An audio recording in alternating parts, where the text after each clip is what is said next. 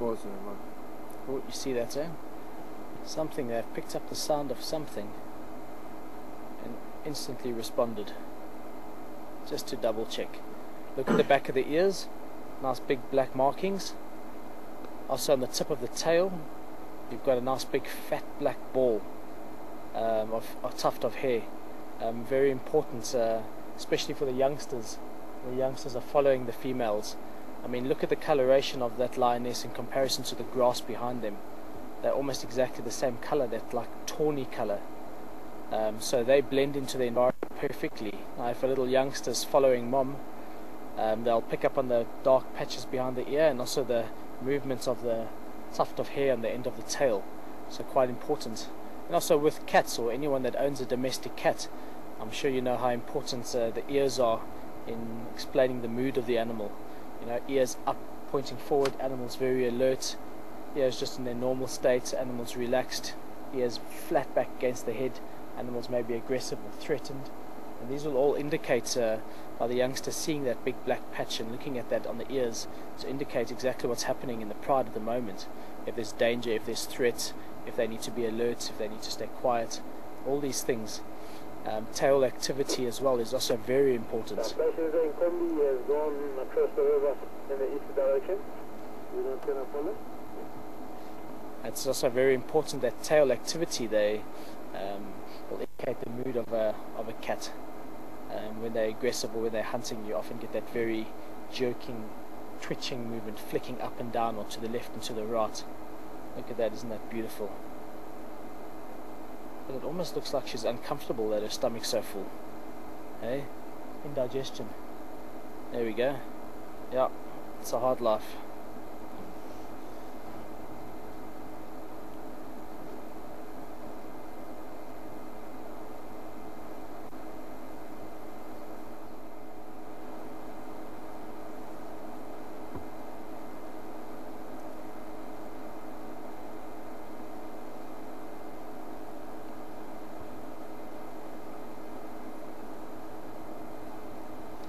Alex, do you notice the different colors on the animal from the belly and the back? You see how on the belly itself how light it is compared to the back. The back is a much darker color, the belly almost pure white. Also quite an important feature on lions. Remember, lighter colors reflect heat.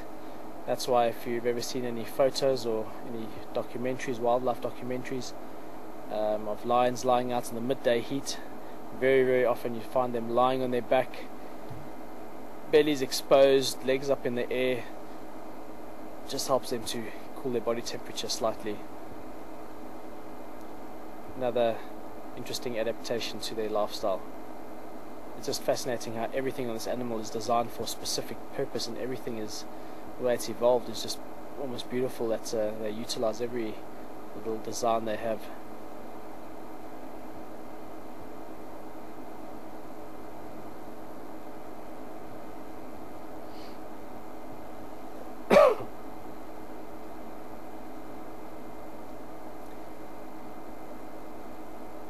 Do you reckon they're going to move? I doubt it, eh? Yeah, For a while. I doubt it very much. They look very comfortable over there. It's funny, the first time actually when I came to South Sense, it was my first time to see lions, and I saw the Kahuma pride, a very big pride lions. But I've only seen lions in zoos and on documentaries before, and of course in documentaries you always see them hunting. Yeah. I had no idea actually that they, or I actually heard about it, but I had no idea that the majority of the time they're actually just sleeping. Yeah. They're going to be out hunting and going to see a kill the first day. I know, that's what a lot of people don't understand, is because a lot of the documentaries, you see all this action and it takes months and months and months to actually capture that footage.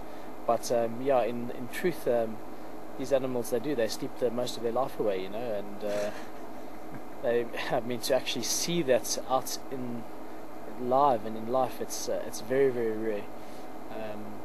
I mean, I've been working in reserves, visiting reserves, traveling around all over of Southern Africa, going to reserves, and I've spent a lot of time with these animals and following individual prides and so on, and in the last 8 years I've only seen maybe four kills in 8 years. So you really have to be lucky to see something like that. I do know people who have been on one safari in their life and they've seen a kill, but that's just a lot of good luck. But generally speaking, you do need to be quite lucky to be there at the right time, and it's a difficult work for them. You know, lion hunts aren't always successful. The prey are so well adapted to picking up on predators, working in either large herd structures. More eyes the better, more ears the better. They often pick up on these animals, so it can be a tough job. But that's what I love about lions, is they're very strategic hunters. They almost encircle their prey. I mean, if you can imagine the prey in the middle of an open area, the lionesses and the lions will almost make a semicircle in front of them, a good few, maybe 100 meters away or as close as they can get, and they send a decoy all the way around the back, and that decoy will actually make itself visible and flush those animals, and they run in the opposite direction of the decoy and run into this little web that the lions have created, and they're bound to get something then. So it's an excellent hunting strategy, and again, from their social structure that they have, it's an excellent adaptation.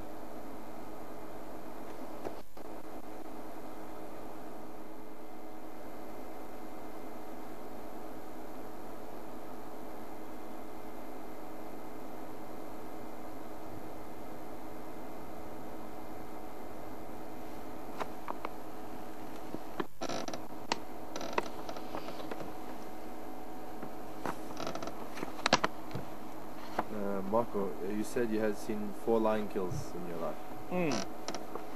Yeah. Could you,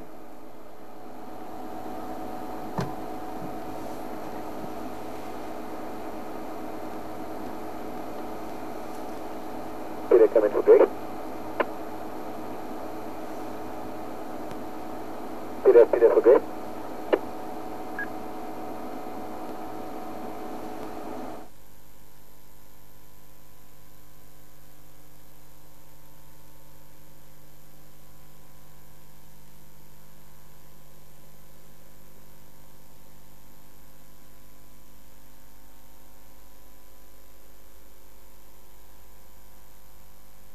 Static, yeah, just pull it. Thank you.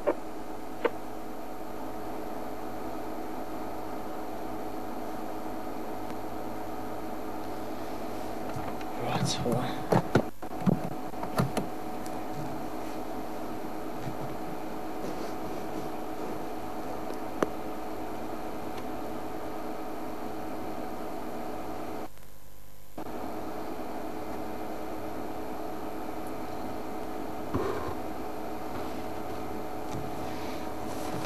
Well then, these guys look like they're gonna be here for the rest of the day, eh?